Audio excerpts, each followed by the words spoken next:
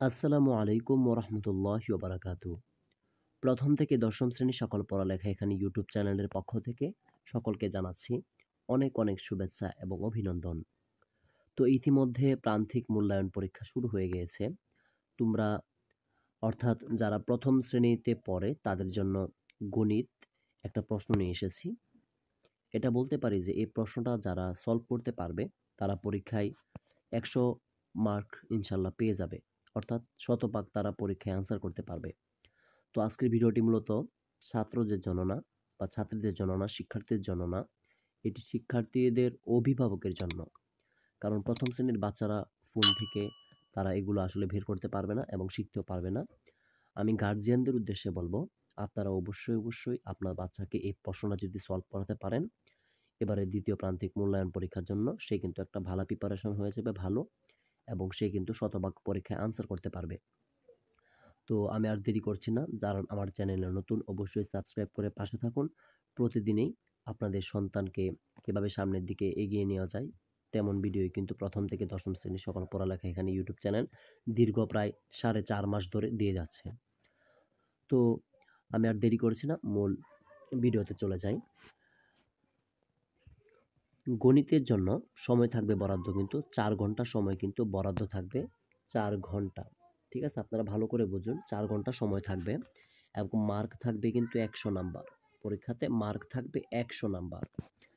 তো যেহেতু 100 নাম্বার পরীক্ষায় মার্ক থাকবে, আমাদের প্রত্যেকটা প্রশ্নতেই কিন্তু 10, 10 করে কিন্তু দেওয়া আছে। তো 1 নাম্বার যে প্রশ্নটা রয়েছে, অঙ্কে লিখো যেকোনো ৫ টি। তো এখানে ৫ দুগুণে ১০, এখানে ৫ দুগুণে কিন্তু দেখেন এখানে ৫ দুগুণে ১০। ঠিক আছে? ৫ দুগুণে ১০। তো এখানে দেখি অঙ্কে লিখো ২৪ আছে, এটা অঙ্কে লিখতে হবে। ২২ আছে, এটা অঙ্কে ২২ লিখতে হবে। ২১ এটা অঙ্কে ২১ লিখতে হবে। ২৬ এটাও অঙ্কে ২৬ লিখতে হবে। ২৩, ২৫, ২৭।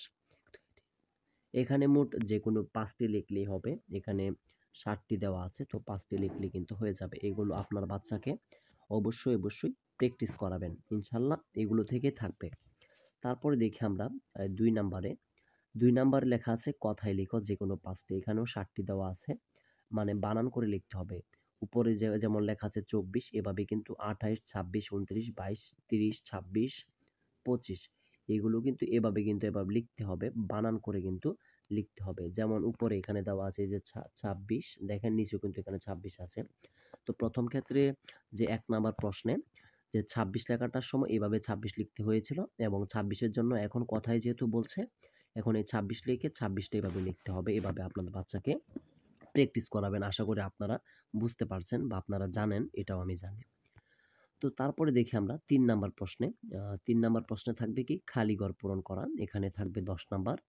তো এখানে ৫ টি খালি ঘর পূরণ করতে হবে। প্রত্যেকটিতে মার্ক থাকবে কিন্তু ২ নাম্বার করে। ঠিক আছে? আশা করি বুঝতে পারছেন।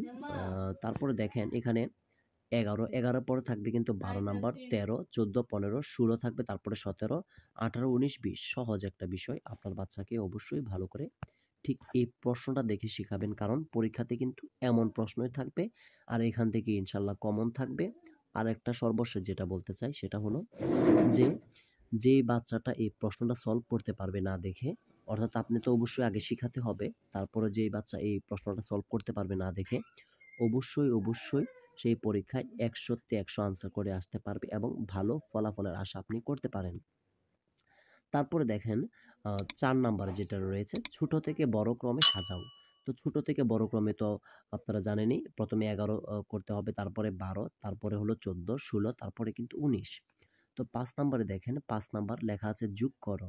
তো এখানেও থাকবে কিন্তু ভাইয়া, দুঃখিত, এখানে থাকবে ১০ নাম্বার। এখানে ১০ নাম্বার থাকবে। তো এখানে ২ টা যোগ করতে পারলে কিন্তু ১০ নাম্বার পেয়ে যাবে আপনার সন্তান। এখানে ক নাম্বার দেওয়া আছে ৯ আর ৬ যোগ করলে কত হয়? তো এটা যোগ করাবেন। ৮ এর সাথে ৪ যোগ করলে কত হয়? ১২ হবে। এটাও যোগ করিয়ে নিবেন। ৯ এর সাথে ৬ যোগ করলে ১৫ হয়। এটাও যোগ করিয়ে নিবেন। তারপরে দেখেন ৬ নাম্বার এসেছে। ৬ নাম্বারে বিয়োগ করা এসেছে।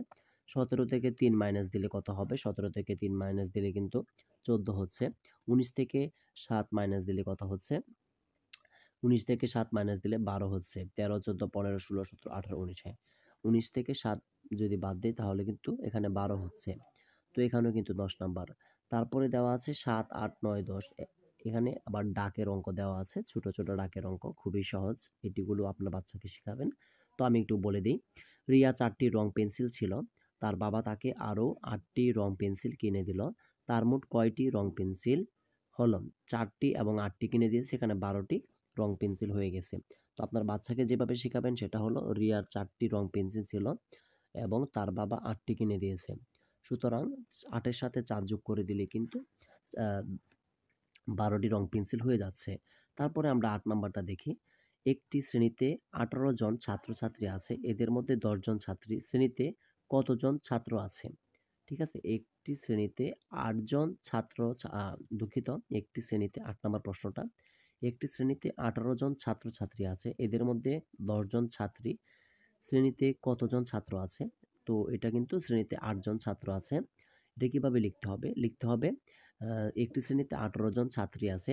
এর মধ্যে 10 জন ছাত্রী, এই 10 জন ছাত্রী। তারপরে শ্রেণীতে ছাত্র রয়েছে 18 মাইনাস 10 দিয়ে দিলেই কিন্তু ছাত্র সংখ্যাটা বের হয়ে যাচ্ছে। ঠিক আছে? 8 জন বের হয়ে যাচ্ছে। তারপরে দেখি 9 নাম্বারটা। 9 নাম্বারটা লিখে দেওয়া আছে। লিসার কাছে প্রথমে 60টি চকলেট ছিল। যদি তাকে আরো 9টি চকলেট দেওয়া হয়, তাহলে তার কাছে কয়টি চকলেট থাকবে? তো এটা সহজভাবে আমরা যেভাবে বের করে ফেলবো, এভাবে লিখলেই হবে যে, লিসার কাছে চকলেট ছিল 60টি এবং তাকে যদি আরো 9টি চকলেট দেওয়া হয়, তাহলে তার কাছে চকলেটের পরিমাণ হবে 7 যোগ 9 যোগ 7। ঠিক আছে? যেভাবে যত সহজভাবে আপনার বাচ্চাকে শিখাতে পারেন, শুধু উত্তরটা হয়ে গেলে কিন্তু হবে। ঠিক আছে?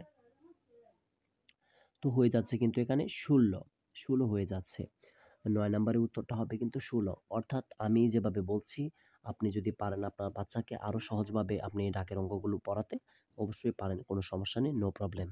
তো 10 নম্বরে দেখেন, জ্যামিতি থাকবে। নিচের চিত্র দুটি খাতায় এঁকে তাদের নাম লিখো। তো খুবই একটা সহজ বিষয়। নিচে যে চিত্রগুলো রয়েছে, একটা আছে এখানে ত্রিভুজ, আরেকটা আছে কিন্তু চতুর্ভুজ বা আয়ত, যেটাই বলেন না কেন, চতুর্ভুজ রয়েছে। মানে 3টি বাহু দ্বারা সীমাবদ্ধ আকৃতিকে ত্রিভুজ বলে। পারলে এটা আপনার বাচ্চাকে শিখাবেন, ভবিষ্যতেও কাজ হবে। এবং 4টি বাহু দ্বারা সীমাবদ্ধ আকৃতিকে চতুর্ভুজ বলে। তো আমি আশা করি যে প্রথম শ্রেণীর জন্য যে প্রশ্নটা আপনাদের মাঝে আজকে হাজির করেছি, এখান থেকে যদি আপনার বাচ্চাকে ভালো করে প্রিপারেশন নেওয়াতে পারেন বা তাদেরকে স্টাডি করাতে পারেন আপনি সর্বোচ্চটা দিয়ে, আমি আশা করতে পারি আপনার বাচ্চা 100 তে 100 পরীক্ষায় আনসার করতে পারবে, তাতে কোনো সন্দেহ নেই। তো আমি আর দেরি করছি না। ১ম থেকে ১০ম শ্রেণীর সকল পড়ালেখা এখানে ইউটিউব চ্যানেলের পাশেই থাকুন। যারা চ্যানেলটি এখনো সাবস্ক্রাইব করেননি, সাবস্ক্রাইব করে পাশে থাকুন। আসসালামু আলাইকুম ওয়া রাহমাতুল্লাহি ওয়া বারাকাতুহু।